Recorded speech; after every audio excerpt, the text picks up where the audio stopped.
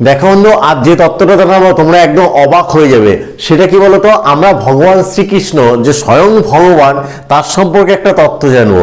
সেটা কি বলতো, সেটা হচ্ছে যে শ্রীকৃষ্ণ কোন যুদ্ধক্ষেত্র থেকে পালিয়ে গিয়েছিল। ভাবতে পারো যে ভগবান শ্রীকৃষ্ণ যুদ্ধক্ষেত্র থেকে চলে এসেছিল, মানে ছেড়ে চলে এসেছিল, সেটা ভয়ই হোক যাতে হোক সেটা পরের কথা, কিন্তু কোন যুদ্ধক্ষেত্র থেকে সে চলে এসেছিল জেনে নাও বন্ধু।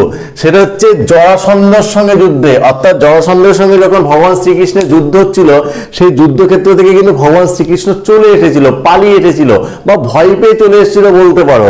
কতবার তাও যেন, একবার নয় 17 বার, অর্থাৎ 17 বার ভগবান শ্রীকৃষ্ণ জরাসন্ধের সঙ্গে যখন যুদ্ধ হচ্ছিল সেই যুদ্ধক্ষেত্রে পালিয়ে গেছিল।